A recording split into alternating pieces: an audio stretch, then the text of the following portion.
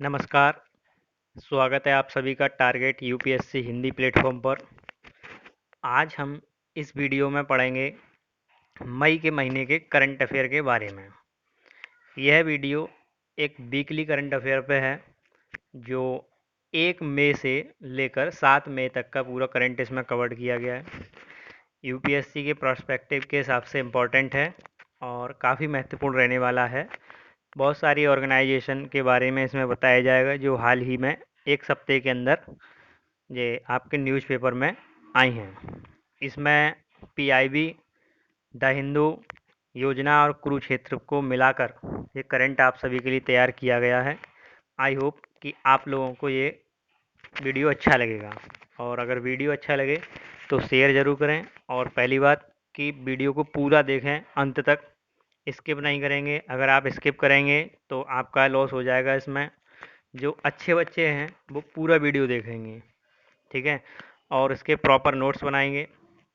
मैं एक batch start करने वाला हूँ 2021 प्रीलिम्स के लिए, जिसमें मैं केवल 50 बच्चों को रखने वाला हूँ, ओनली 50 स्टूडेंट्स, ठीक है, जो अपनी पढ़ाई के लिए 100% डेडिकेटेड हैं।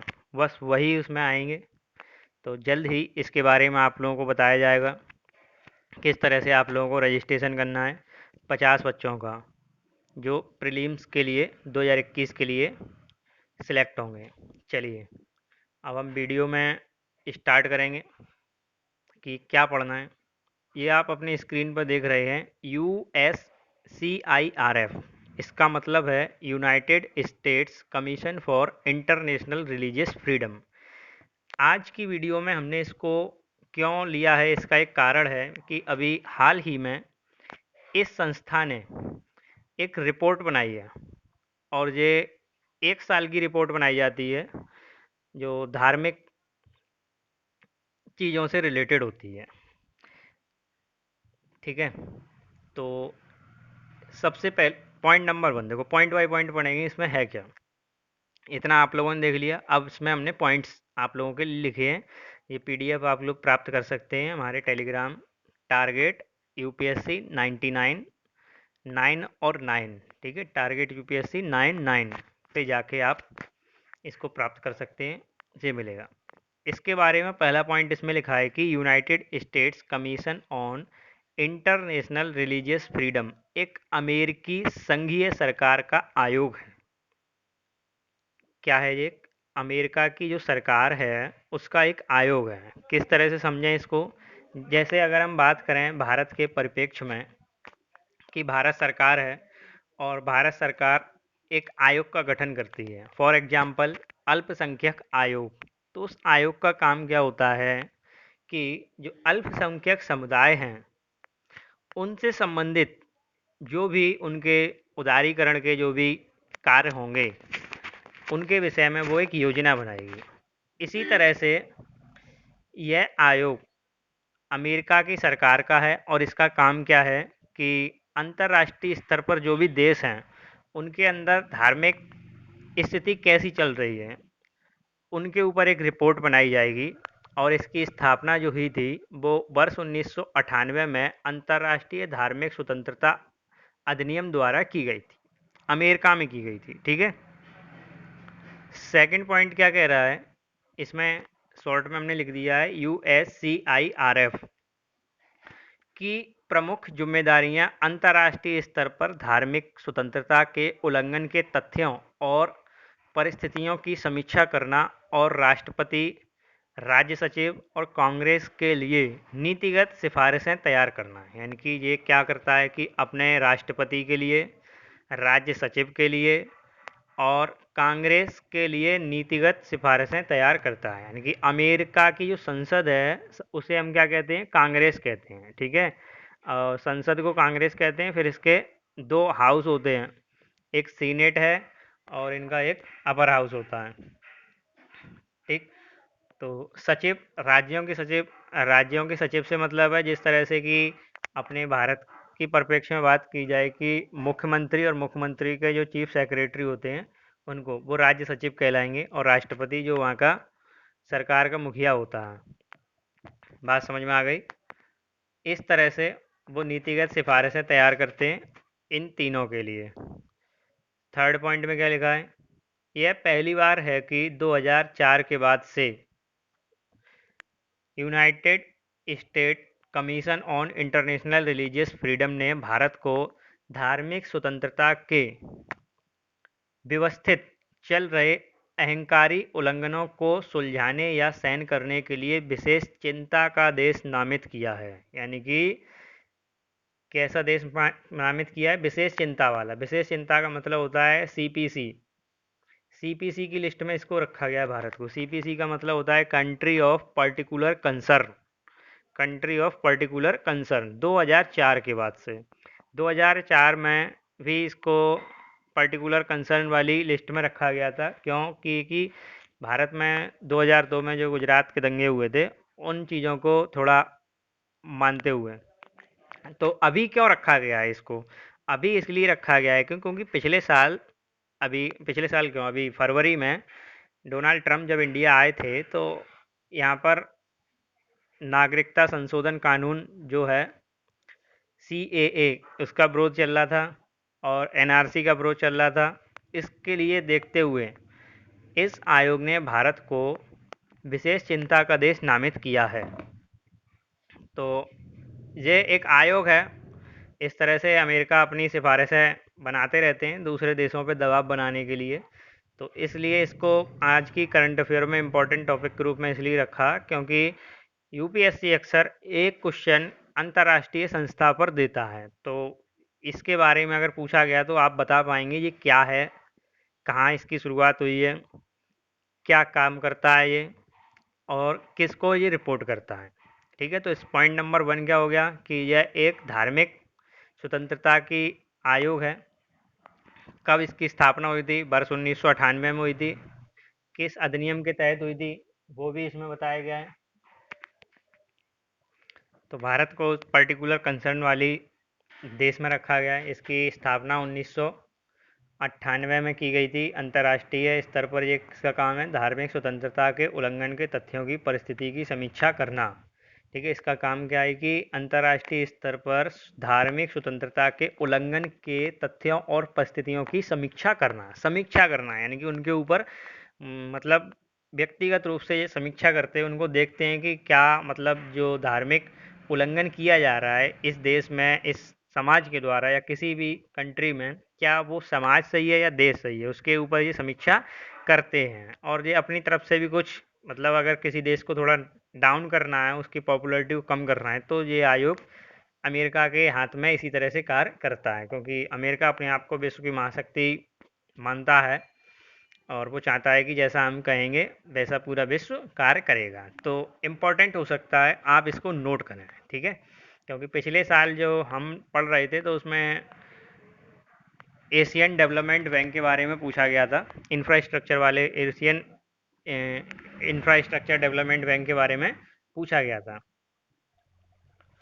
अब इसी के नेक्स्ट पॉइंट में आ गया, इसमें देखेंगे तो इसके क्या इफेक्ट क्या पड़ेंगे। मतलब अगर ये रिपोर्ट जो आई है इसके इफेक्ट क्या होंगे। इसके इफेक्ट क्या होंगे कि अमेरिका क्यों भारत को इस तरह से टॉर्चर करने में लगा हुआ है, कि उसका कारण यह है कि भारत के उन्मित और अपेक्षाकृत सफल व्यापार ईजी ऑफ डूइंग बिजनेस के अपने आसीन बढ़ने के लिए प्रयासों को विश्व बैंक द्वारा रैंकिंग बिंदुओं में अच्छा मामला, यानी कि भारत ने जो ईजी ऑफ डूइंग बिजनेस की पॉलिसी अपनाई है, इससे क्या है कि विदेशी कंपनियां जो हैं भारत की तरफ रुख करने वाली हैं और अभी तो कोरोना के कारण और जल्दी वो भारत को कैप्चर करने वाली हैं। क्योंकि चीन से उनका मोह भंग होगा तो वो भारत में आएंगे, और भारत में आएंगे तो इससे क्या है कि भारत की पॉपुलैरिटी विश्व में बढ़ जाएगी। ऐसा अमेरिका नहीं चाहता, इसलिए उसने धार्मिकता का ये रिपोर्ट तैयार करवा दी, जिससे क्या है कि अंतर्राष्ट्रीय स्तर पर थोड़े जो कंपनियां होती हैं वो इस तरह के मायनों को ज़्यादा प्रेफर करती हैं, क्योंकि वो अपनी कंपनी के लिए सब कुछ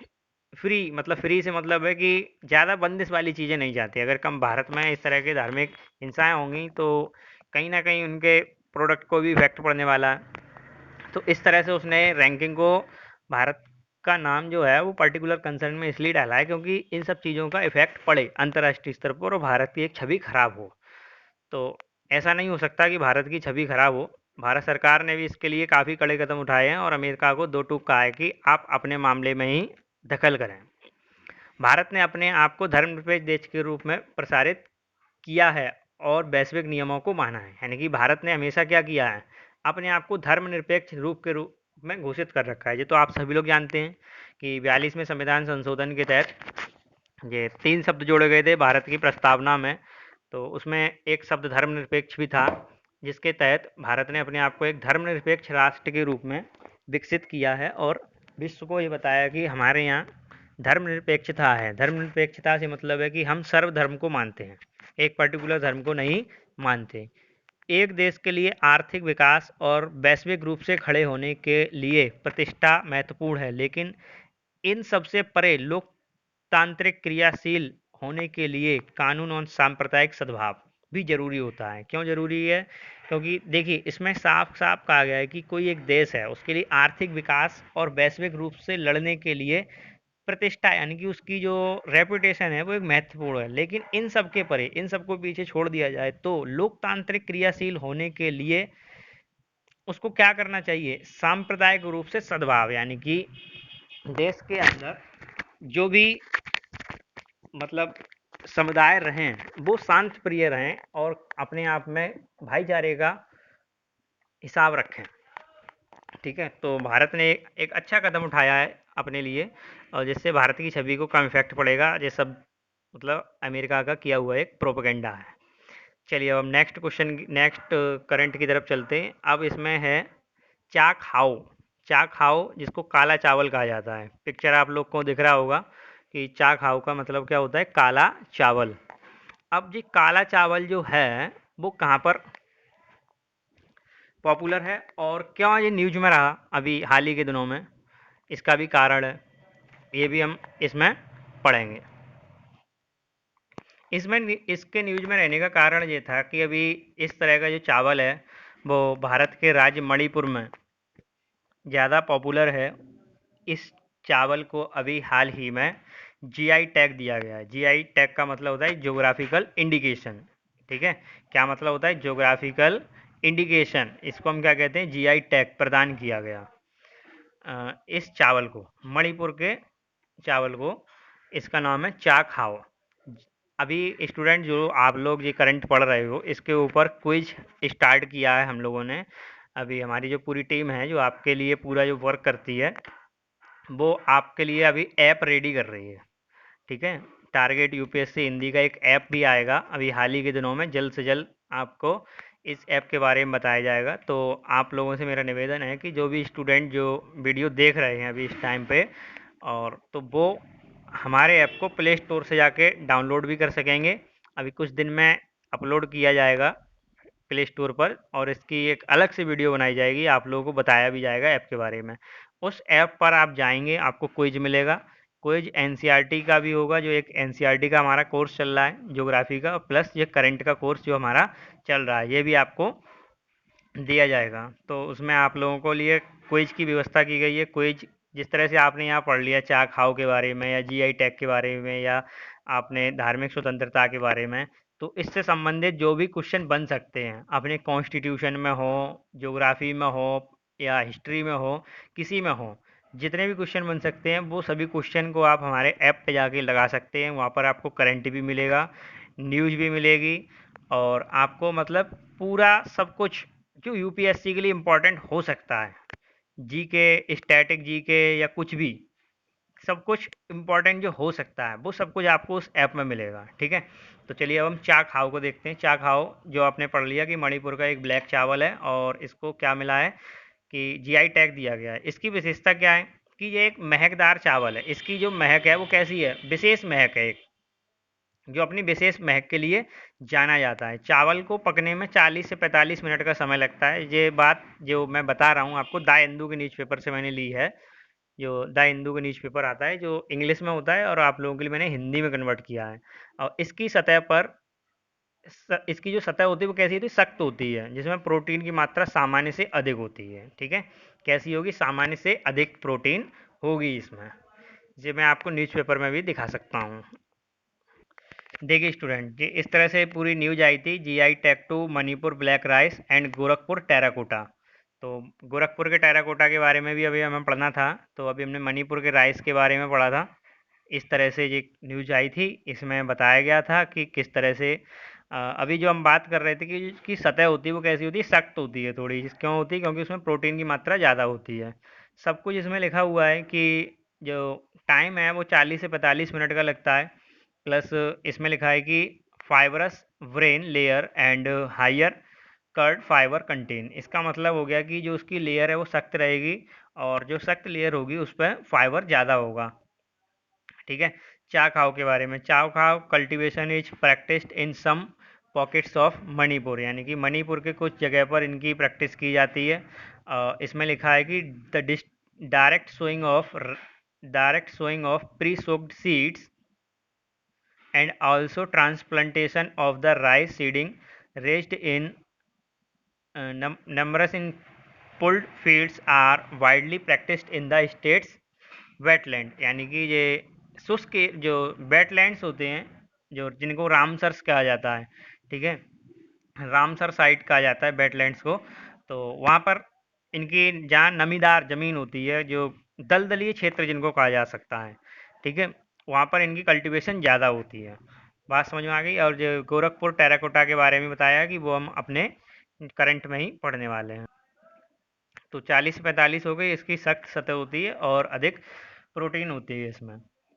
गोरखपुर टेराकोटा के बारे में इसमें पढ़ाया जाएगा। चा खाओ आपने देख लिया।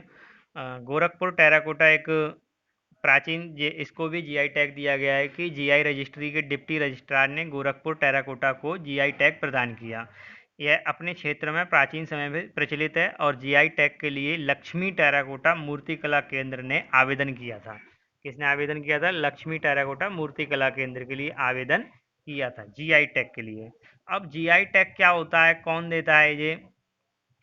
तो इसके लिए अभी इसी में आएगा, वीडियो में हमने आपको डाला है इंटेलेक्चुअल बौद्धिक संपदा के बारे में। अभी हम सब इसमें बताएंगे किस तरह से। मैं लाइमलाइट में थोड़ा आपको बता देता हूँ कि एक एक्ट आया था 1999 में, ठीक है, इंटेलेक्चुअल प्रॉपर्टी करके कुछ, उसी के अंदर एक संस्था बनाई गई थी, जो एप्लीट अथॉरिटी, जो जीआई टैग वगैरह ये सब कुछ उल्लंघन के बारे में उसमें सुना जाता था। नेक्स्ट हम पढ़ेंगे इसमें बौद्धिक संपदा दिवस। बौद्धिक संपदा का मतलब होता है आपका intellectual property, intellectual property day. इसमें लिखा है वर्ल्ड इंटेलेक्चुअल प्रॉपर्टी डे 2020। और इसमें जो लिखा है कि innovate for a green future, इसका ये थीम है 2020 के लिए। Innovate for a green future, ये इसकी क्या है? थीम है। वर्ष 2020 के लिए इसकी थीम है। बात समझ में आ गई स्टूडेंट्स? इसको कब मनाया जाता है? वो मनाया जाता है 26 अप्रैल को। 26 अप्रैल को इंटेलेक्चुअल प्रॉपर्टी राइट डे मनाया जाता है। हर वर्ष बौद्धिक संपदा दिवस 26 अप्रैल को मनाया जाता है। पहली बात इम्पोर्टेंट है, इसको नोट करेंगे। कब मनाया था? 26 अप्रैल को। एक हरे भविष्य के लिए नया परिवर्तन, यही मैंने अभी बताया था आपको, innovate for a green future. Innovate for a green future, एक हरे भविष्य के लिए नया परिवर्तन, ये इस वर्ष की इसकी क्या है? थीम है। हिंदी में मैंने आपको बताया इसकी ये थीम है। नेक्स्ट पॉइंट में क्या आएगा? यह दिवस प्रतिवर्ष बौद्धिक संपदा संस्थान द्वारा मनाया जाता है। किसके द्वारा मनाया जाता है? बौद्धिक संपदा संस्थान। विश्व बौद्धिक संपदा, विश्व को लिखेंगे वर्ल्ड, बौद्धिक को लिखेंगे इंटेलेक्चुअल यानी कि आई, संपदा को लिखेंगे प्रॉपर्टी, और संस्था को लिखेंगे ऑर्गेनाइजेशन। तो इसका नाम बन गया विप्रो। क्या नाम बन गया? विप्रो। यानी कि शॉर्ट में इस संस्था को हम क्या कहते हैं? विप्रो। विप्रो एक टेक्नोलॉजिकल कंपनी भी है, वो वाली विप्रो नहीं, ये अलग है, ठीक है। WIPRO विप्रो, जो ये संपदा जो संस्था है वो इसको मनाती है प्रतिवर्ष। विश्व बौद्धिक संपदा संस्थान संयुक्त राष्ट्र के सतत विकास लक्ष्यों को प्राप्त करने में अपना योगदान दे रहा है। इसका संबंध 9वें लक्ष्य से है, औद्योग नवाचार और बुनियादी सुविधाएं। अब ये पॉइंट स्टूडेंट आपके लिए इम्पोर्टेंट हो जाता है, इसको आपको अच्छे से नोट करना है, इसकी डिटेल पढ़नी है आपको, ठीक है। देखो टीचर आपको केवल पढ़ा सकता है, बता सकता है, ठीक है। जब तक आप मेहनत नहीं करोगे अपने लक्ष्य को प्राप्त करने के लिए, तब तक आप प्राप्त नहीं कर सकते हो। बात समझ में आ रही ना? मैं आप लोगों के लिए बस ये हेल्प कर रहा हूँ कि जो ये अखबार में, न्यूज़पेपर में और पीआईबी का जो भी है, वहाँ से आपके लिए करंट लेके आ रहा हूँ, ठीक है। तो आप भी जाकर इन चीज़ों को चेक करें, न्यूज़पेपर को देखें। मैं जो बना रहा हूँ ये 1 मई का न्यूज़पेपर है, तो इसको आप जरूर देखें, जरूर कि जी क्या जो पढ़ाई जा रही है आपको बातें, क्या ये सही हैं। क्योंकि बहुत सी चीज़ें जो होती हैं जो आप खुद पढ़ेंगे तभी आपको समझ में आएगा। समझ में आ रही ना, कि अब सतत विकास लक्ष्य के बारे में इस बार 2019 के पीसीएस में आया था, पूछा गया था कि क्या है, किस तरह से है। शायद इसमें पॉइंट नंबर 6 के बारे में पूछा गया था। मैं 9वें पॉइंट के बारे में बात कर रहा हूँ, उसमें पॉइंट 6 के बारे में पूछा गया था।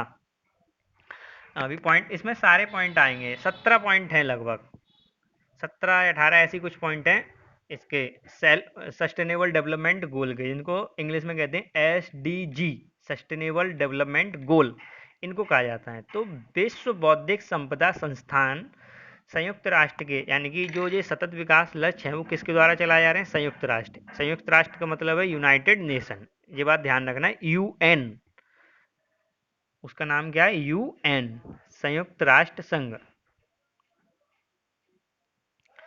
ठीक है। यूएन के द्वारा चलाए जा रहे हैं। इनका क्या, इनका है कि इन लक्ष्यों को उन्होंने सेट कर रखा है, यानी कि अपने गोल्स को सेट कर रखा है कि 2030 तक इन गोल्स को कब अचीव करना है, 2030 तक अचीव करना है, ठीक है। 2030 तक अचीव करना है इन गोल्स को, जिससे क्या होगा कि हमारे जो भी सुख सुविधाएं हैं, आने वाले भविष्य में जो फ्यूचर जनरेशन होगी वो भी उन सभी चीज़ों को लाभ ले पाएंगे, उन सभी का लाभ ले पाएंगे। सतत विकास लक्ष्य हेतु 17 लक्ष्य, 169 उद्देश्य, एक उज्जवल भविष्य की ओर, यानी कि जो मैंने ये पिक उठाई है वो यूएन की साइट से ही ली गई है। तो पहला जो लक्ष्य है वो है गरीबी उन्मूलन, यानी कि गरीबी को हटाना, जो हमारी पूर्व प्रधानमंत्री श्रीमती इंदिरा गांधी ने भी 1974 या 70 के आसपास इसको दिया था, गरीबी हटाओ नारा दिया था उन्होंने। सेकंड लक्ष्य है इनका भुखमरी से मुक्ति। थर्ड लक्ष्य है हमारा उत्तम स्वास्थ्य और खुशहाली। चौथा लक्ष्य है हमारा सर्वोत्तम शिक्षा। पांचवा लक्ष्य है हमारा लैंगिक समानता, यानी कि जेंडर इक्वालिटी। छठवां लक्ष्य, इसकी हम बात कर रहे थे, ये पूछा गया था पीसीएस में इस बार 2019 में, यूपी पीसीएस पूछा गया था, स्वच्छ जल और साफ सफाई। सातवां है आपका सस्ती और प्रदूषण मुक्त ऊर्जा, यानी कि फ्री एनर्जी की बात की जा रही है, pollution free energy, solar energy को बढ़ाने के लिए, इन्हीं लक्ष्यों को प्राप्त करने के लिए आईएसए की स्थापना की गई। आईएसए समझ रहे हैं ना, इंटरनेशनल सोलर अलायंस, जो भारत और फ्रांस के प्रधानमंत्री ने मिल, भारत के प्रधानमंत्री श्री नरेंद्र मोदी और फ्रांस के राष्ट्रपति श्री इमैनुअल मैक्रोस ने मिलकर इस ऑर्गेनाइजेशन का गठन किया है, और जिसका मुख्यालय, इसके बारे में भी पूछा गया था यूपी पीसीएस 2019 के पेपर में, कि जो आईएसए का जो मुख्यालय है वो कहाँ स्थित है, तो जो गुरुग्राम में स्थित है, गुरुग्राम हरियाणा में आपका स्थित है, भारत में ही स्थित है, ठीक है। इस ऑर्गेनाइजेशन का गठन किया गया था, और इसी ऑर्गेनाइजेशन के कारण यूनाइटेड नेशन का जो अवार्ड है भारतीय प्रधानमंत्री श्री नरेंद्र मोदी और फ्रांस के राष्ट्रपति श्री इमैनुअल मैक्रोस को दिया गया था, चैंपियंस ऑफ द अर्थ का अवार्ड। अगर आप लोगों को याद हो थोड़ा भी इसके बारे में, करंट के बारे में आप लोगों ने सुना हो तो ये दिया गया था, आप लोगों ने अगर देखा हो तो इस तरह से 17 लक्ष्यों को यूनाइटेड नेशन ने निर्धारित कर रखा है। इन 17 लक्ष्यों में 9वां जो लक्ष्य है जिसके बारे में हम बात कर रहे हैं, जिसके ऊपर कौन काम कर रहा है, विश्व बौद्धिक संपदा संस्थान विप्रो काम कर रहा है। उद्योग, नवाचार एवं बुनियादी सुविधाएं, इंटेलेक्चुअल प्रॉपर्टी की बात की जाएगी, इसमें सतत विकास लक्ष्यों की बात की जाएगी, ठीक है। जो कौन, ये आपके अंतर्राष्ट्रीय बौद्धिक संपदा संस्थान के द्वारा किया जा रहा है, ठीक है स्टूडेंट्स। चलिए, आई होप कि आपको वीडियो समझ में आ रही होगी, तो लाइक सब्सक्राइब जरूर करें, और फेसबुक पर देख रहे हैं तो आप हमारा फेसबुक पेज को लाइक करेंगे, और यूट्यूब पर देख रहे हैं तो चैनल को सब्सक्राइब जरूर करेंगे। अगर आप व्हाट्सएप पे या टेलीग्राम पे कहीं सर्कुलेट कर रहे हैं इसको, तो ग्रुप में सेंड जरूर करें, जिससे क्या है कि आप हमें सपोर्ट करेंगे, तो ये सपोर्ट आपको हो रहा है, ठीक है। ये सपोर्ट आपको हो रहा है, हमें नहीं हो रहा है। ये सपोर्ट आप अगर एक शेयर करते हैं तो इसका मतलब ये मत समझिए कि एक शेयर करके आपने हमारे व्यूअर्स को बढ़ा दिया, आपने अपने आप के लिए एक सपोर्ट कर लिया, एक शेयर कर लिया आपने, अपने आप के लिए किया ये शेयर, आप हमारे लिए नहीं कर रहे हैं, क्योंकि आपको अगर अच्छी शिक्षा चाहिए, अच्छा प्लेटफॉर्म चाहिए, तो आप बनाएंगे, क्रिएटर आपको खुद बनना है। ठीक है, तो चलिए इसमें आगे हम देखते हैं इसका काम क्या है।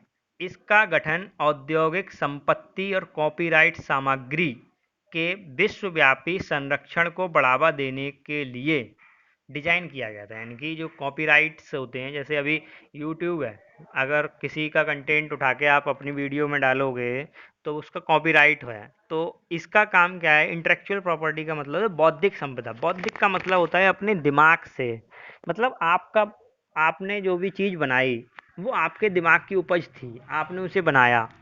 ठीक है, दूसरे व्यक्ति उसको क्या करते हैं, कॉपी करके अपना नाम चिपका के काम चला लेते हैं, वो गलत है।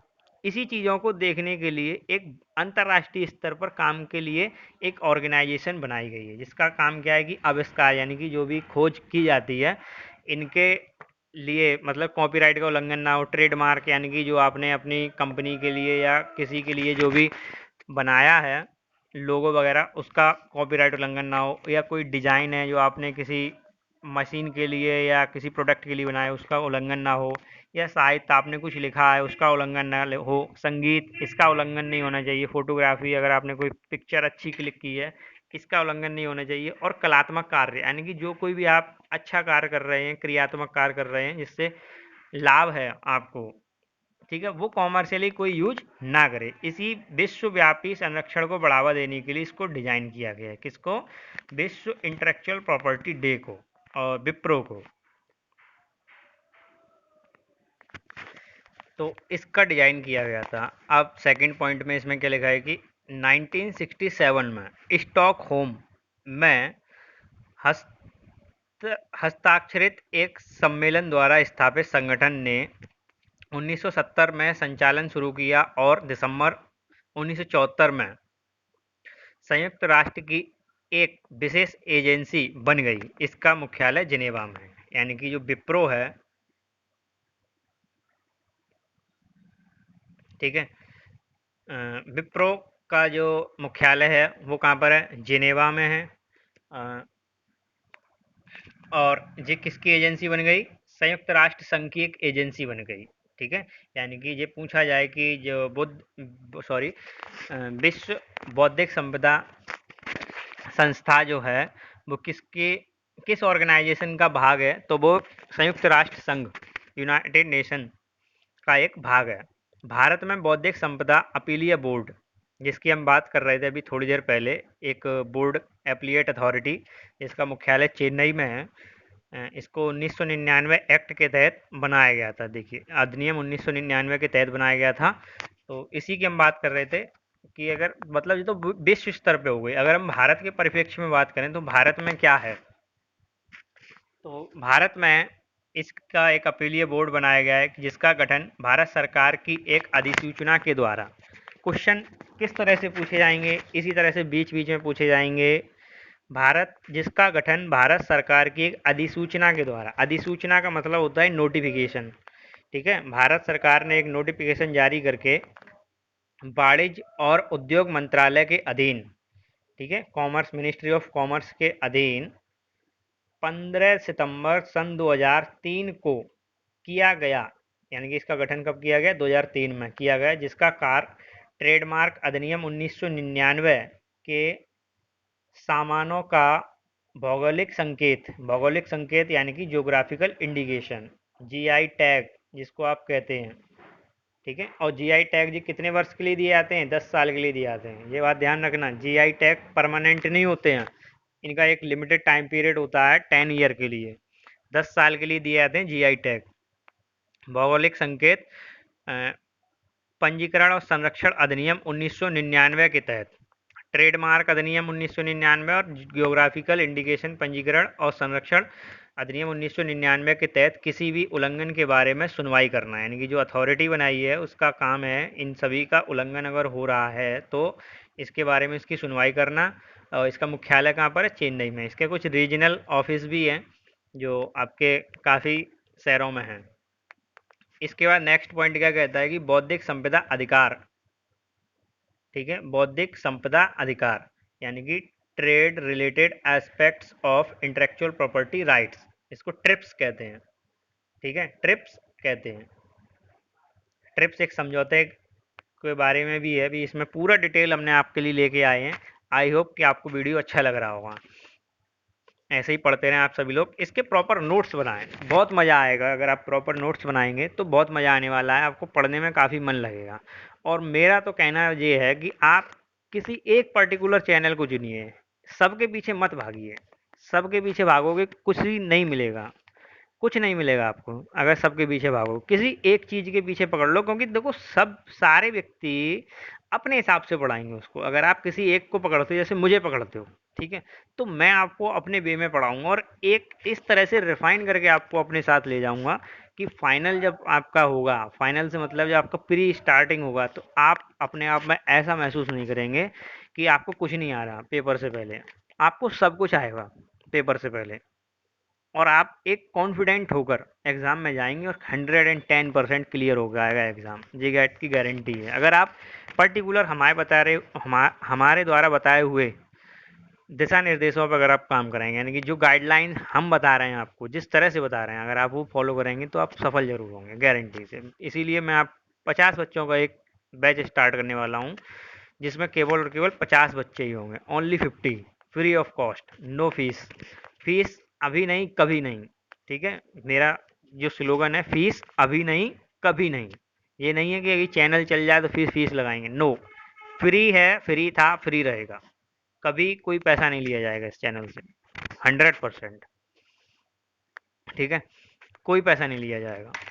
बस आप लोग उसमें, हमें भीड़ रखनी नहीं है, हमें तो केवल और केवल उन बच्चों को रखना है जो केवल पढ़ने वाले हैं, जो केवल पढ़ना चाहते हैं, जो केवल एक को पकड़ के पढ़ना चाहते हैं, यानी कि कंसंट्रेट होकर पढ़ना चाहते हैं। अगर आप कोचिंग ज्वाइन करेंगे तो ऐसा नहीं है कि आज आप किसी इंस्टीट्यूट में बैठे हैं, कल दूसरे इंस्टीट्यूट में चले जाएंगे, परसों तीसरे इंस्टीट्यूट में चले जाएंगे। This is a institute.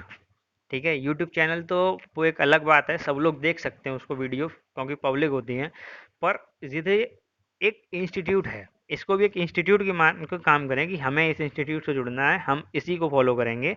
By the way, अगर आपको कोई पॉइंट समझ में नहीं आता है तो उसी टॉपिक को आप नेट पर सर्च करके देख सकते हैं। ठीक है, ये नहीं है कि उसके सारे वीडियो को छोड़ देंगे, लेफ्ट कर देंगे, नहीं। लेफ्ट तो करना ही नहीं है, क्योंकि वही कारण होता है कि हम अपने परीक्षा में असफल हो जाते हैं। क्यों? क्योंकि हम कुछ महीने तो किसी एक के साथ पढ़ते हैं, फिर थोड़े महीने दूसरे के साथ पढ़ते हैं, फिर तीसरे महीने किसी और के साथ चले जाते हैं, फिर कोई चौथा आ जाता है, तो पूरा साल निकल गई और हम जहाँ चले थे वहीं था हमारा। यानी कि अगर साइंस, थोड़ा बहुत साइंस का बेसिक आप लोगों को क्लियर हो, तो सर्कल का डिस्प्लेसमेंट जीरो होता है।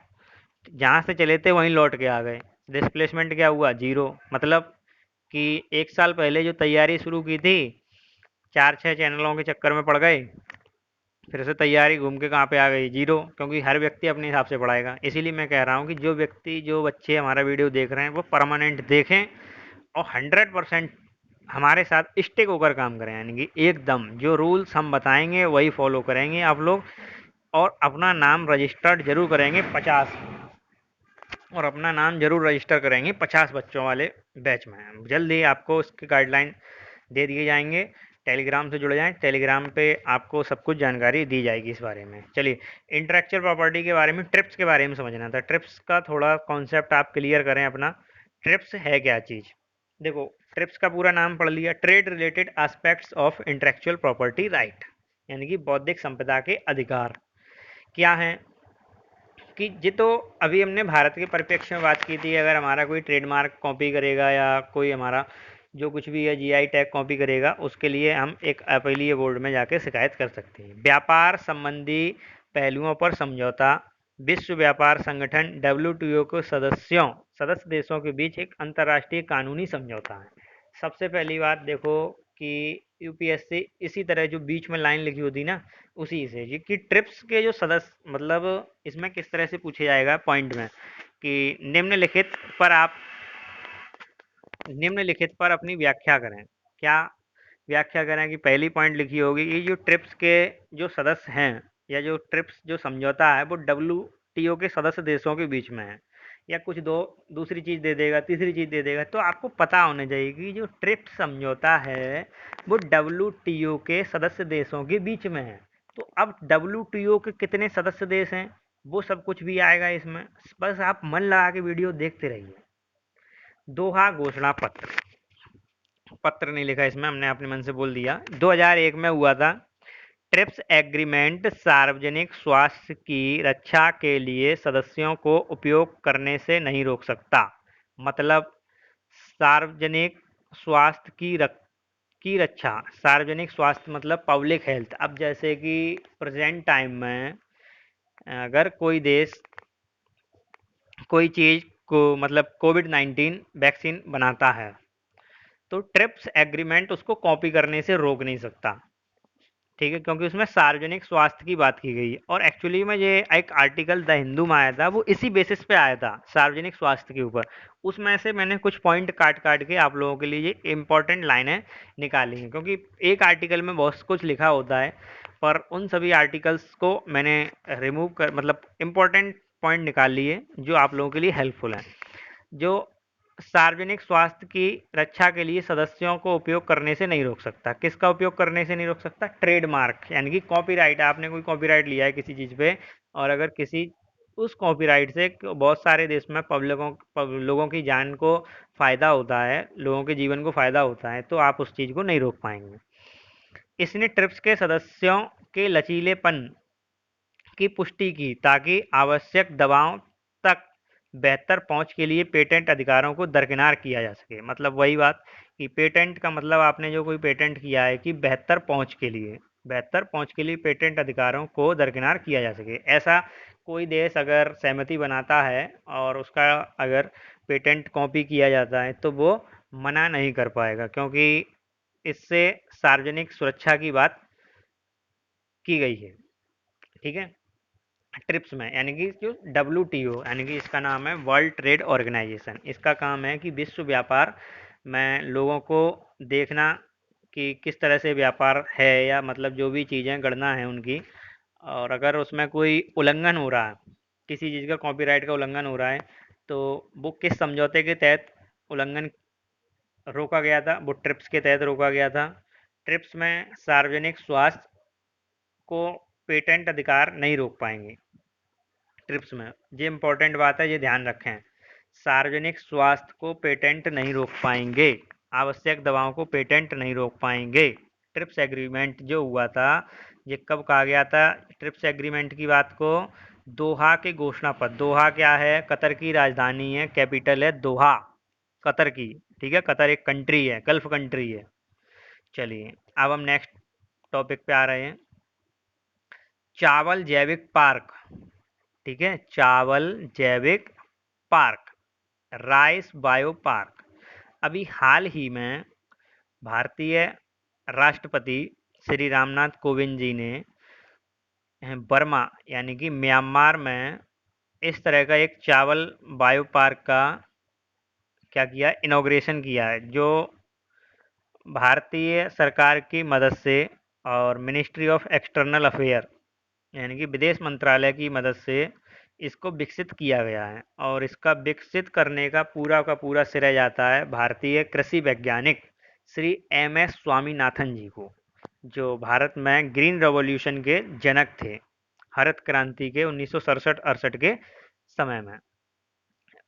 इसके बारे में आप देख सकते हैं, चावल जैविक पार्क। अब इसका काम क्या है? ये एक इम्पोर्टेंट न्यूज है। MP वो सॉरी इसके MPPSC, UPPSC और UPPCS के लिए, UPSC, MPPSC और UPPCS के लिए एक इम्पॉर्टेंट न्यूज़ है। सभी स्टूडेंट इसको नोट जरूर करेंगे। इस तरह के क्वेश्चन अक्सर पूछे जाते हैं। पिछले साल 2019 में प्लास्टिक से आप लोगों ने देखा होगा, रोड बनाने के काफ़ी वीडियो वायरल हो रहे थे, उनके ऊपर एक क्वेश्चन बना था टेक्नोलॉजी के ऊपर। तो इस टेक्नोलॉजी के ऊपर क्वेश्चन बनने के पूरे चांसेस बन जाते हैं। ठीक है, अब इस चावल बायो पार्क में होता क्या है, इस तस्वीर से आपको सब कुछ क्लियर समझ में आ रहा होगा। क्लियर कैसे समझ में आ रहा होगा कि अक्सर सर्दियों के दिनों में दिल्ली में पॉल्यूशन बढ़ जाता है। ठीक है, 2019 में भी हम लोगों ने देखा था। क्यों बढ़ जाता है? क्योंकि ये कहा जाता है कि हरियाणा और पंजाब के जो किसान हैं वो पराली को जलाते हैं। पराली क्या होता है? पराली जो खेतों में फसल कटने के बाद जो अवशेष बचते हैं उसको पराली कहते हैं। उनको जलाते हैं जिससे उनका धुआं पूरे दिल्ली एनसीआर में छा जाता है। ये बात सभी लोगों ने टीवी में न्यूज़ में सुनी और देखी होगी। ठीक है। अब उस पराली का पूरा सॉल्यूशन इस चावल जैव पार्क में होता है। कैसे होता है कि जो भारतीय वैज्ञानिक है उन्होंने यहाँ से एक सॉल्यूशन ये निकाला है। इसके बारे में हमने पूरी एक कवरेज बनाई है इस तरह से। इसमें लिखा है कि alternative use of the rice straw and husk. Husk का मतलब जो घास फूस जो कट जाती है। इसमें फीडिंग लाइव स्टॉक। फीडिंग का मतलब होता है उनको खिलाना। लाइव स्टॉक यानी कि जो पालतू जानवर गाय बकरी वगैरह इस तरह से। Use of mushroom harvesting generate vermi compost making paper bag and cardboards use to create zero energy cold storage chamber यानी कि इनको ठंडा करने के काम में भी आते हैं। Rice husk ash can act as a low cost water purifier. Water purifier की तरह भी इनको काम किया जा सकता है। Rice bran can also used as a bakery product like cake and pizza base यानी कि जो बेस्ट प्रोडक्ट है उनको हम इस तरह से यूज में ला सकते हैं। आप देख लें इस चीज़ को। जो बेस्ट प्रोडक्ट है हम उसको इस तरह यूज में ला सकते हैं।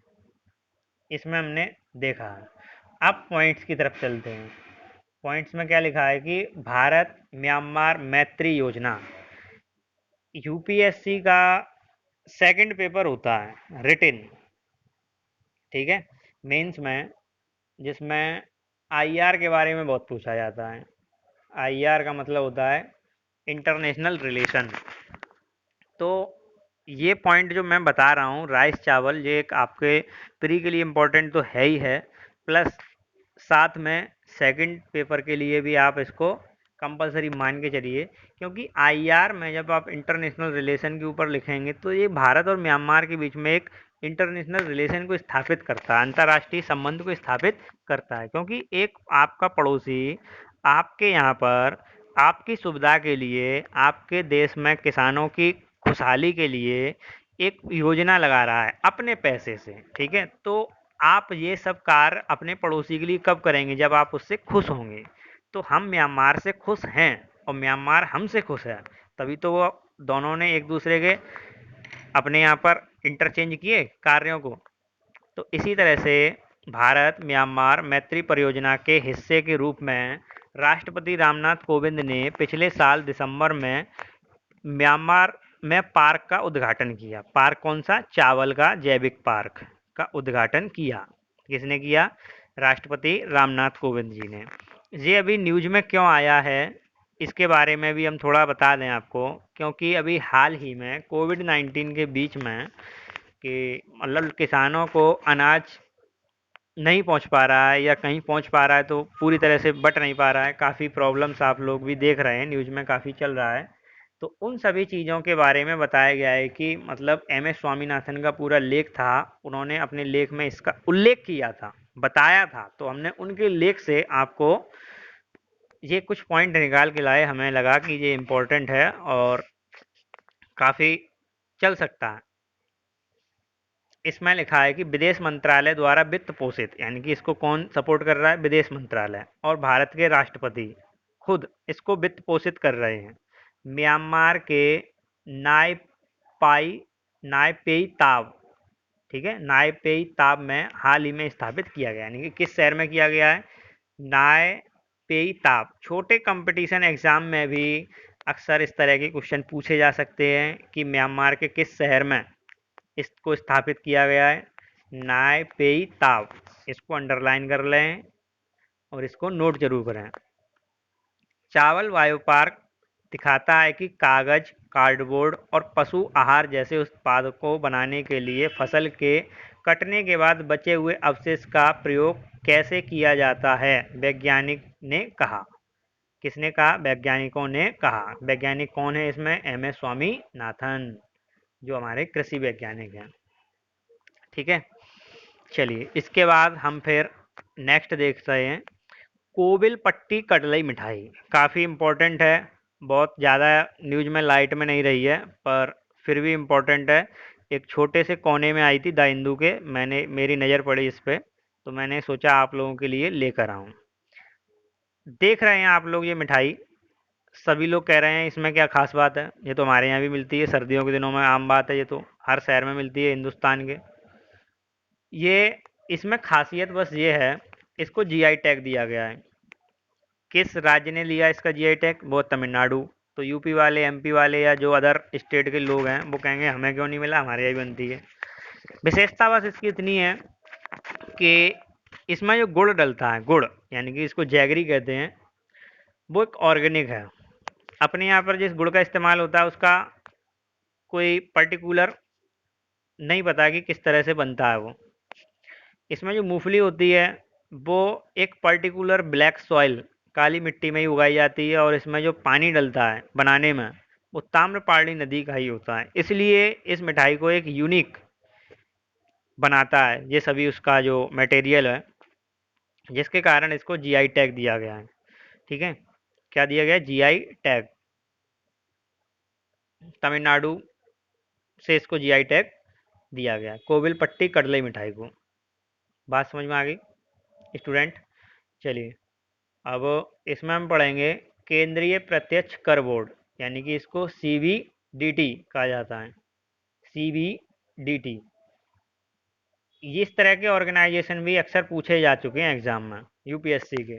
क्यों इस तरह के ऑर्गेनाइजेशन पॉपुलर है? क्योंकि ये ऑर्गेनाइजेशन पे ज़्यादातर स्टूडेंट फोकस नहीं करते हैं। क्योंकि फोकस हम किस पे करते हैं? वो चीज़ पे फोकस करते हैं जो हमें आ रही होती है, जो हमें नहीं आ रही उसको सीखने की हम कतई कोशिश नहीं करते हैं। क्यों? क्योंकि हमें लगता है कि वो आएगी नहीं, पर होता उल्टा है। होता उल्टा ये है कि जो चीज़ पढ़नी चाहिए वो उस तक हम पहुंच नहीं पाते हैं, और जो चीज़ नहीं पढ़नी चाहिए उसको हम बार बार पढ़ते रहते हैं। अक्सर एक 2018 में एक ऐसी क्वेश्चन पूछा गया था कि एटीएम को ऑपरेट करने वाली संस्था कौन सी है, यानी कि पूरे भारत में जो एटीएम ऑपरेट किए जाते हैं उसको ऑपरेट करने वाली संस्था कौन सी है। 2019 में भी ऐसे एक क्वेश्चन पूछा गया है कि जो भी प्राइवेट सेक्टर बैंक होते हैं उनके चेयरमैन को कौन नियुक्त करता है, कौन सी संस्था नियुक्त करती है। ठीक है, जनरली ऐसे क्वेश्चनों पे ध्यान नहीं जाता, पर यही क्वेश्चन गेम चेंजर साबित होते हैं सीधे सीधे, पर ये दिमाग को हिला देते हैं। तो इसी क्रम में हम एक ये संस्था लेके आए हैं जिसका नाम है central board of direct taxation. वित्त मंत्रालय के अंडर काम करती है ये, और इसकी स्थापना जो की गई थी जो 1 जनवरी 1964 को की गई थी, राजस्व बोर्ड अधिनियम 1963 के द्वारा इसको अधिकार दिए गए हैं। इसका काम क्या है उसके बारे में देखते हैं। सीबीडीटी जो है वित्त मंत्रालय के राजस्व विभाग का एक हिस्सा है। ठीक है, किसका हिस्सा है? राजस्व विभाग का। अध्यक्ष जो भारत सरकार के पदेन सचिव होते हैं, सीबीडीटी के प्रमुख होते हैं। जो भारत सरकार के पदेन सचिव जो भी होते हैं इसको विशेष मान के काम करें। इसके अलावा सीबीडीटी के 6 सदस्य होते हैं। कितने सदस्य होते हैं? 6 सदस्य होते हैं जो भारत सरकार के पदेन अपर सचिव होते हैं, यानी कि स्पेशल सेक्रेटरी इनको कहा जाता है। सीबीडीटी के अध्यक्ष और सदस्यों का चयन भारतीय राजस्व सेवा आईआरएस के द्वारा होता है, यानी कि जो इसके जो सदस्य और जो अध्यक्ष हैं वो आईआरएस होने चाहिए। जिस सर्विस के लिए, जिस पेपर के लिए हम पढ़ रहे हैं वो इसी से चुने जाते हैं, यूपीएससी से। आईआरएस भारत की प्रमुख सिविल सर्विस से की जाती है, यानी कि इनका चयन किससे किया जाता है? यूपीएससी से किया जाता है। ठीक है, एक और सीबीडीटी भारत के प्रत्यक्ष कर की नीति और योजनाओं के लिए आवश्यक विनिष्टियाँ प्रदान करता है, वहीं दूसरी ओर यह आयकर विभाग के माध्यम से प्रत्यक्ष कर कानूनों के प्रशासन के लिए जिम्मेदार है, यानी कि योजनाओं के लिए भी और इनकम टैक्स के लिए के दोनों के लिए ये जिम्मेदार है, यानी कि ये इसका कार्य है। तो मेरे ख्याल से ये एक इम्पोर्टेंट न्यूज़ हो जाती है। इस तरह के ऑर्गेनाइजेशन अक्सर न्यूज़ में रहते हैं। क्यों रहते हैं? 2018 में ऐसे एक क्वेश्चन पूछा गया था आपका सेंट्रल पॉल्यूशन कंट्रोल बोर्ड और एनजीटी के बारे में। अगर किसी को ये सब चीज़ लग रहा है कि नहीं ये कुछ गलत या कुछ ऐसा बता रहे हैं, तो कमेंट के माध्यम से बता सकते हैं। हो सकता है कोई चीज़ नहीं आई हो या मैंने बता दी हो। अभी तक मैंने जितना बताया है वो कंफर्म आया तो है। ठीक है, तो अभी फिर बता रहा हूँ कि ये इस तरह की संस्था इम्पोर्टेंट हो जाते हैं, और इम्पोर्टेंट होने के साथ साथ ये आपके सिलेक्शन में बहुत सहायक भी हो जाते हैं। ठीक है, चलिए नेक्स्ट। अब जो भी इसमें टॉपिक है जिसका नाम है खाद्य सुरक्षा अधिनियम 2013, इसको हम सेकंड पार्ट में कवर करेंगे।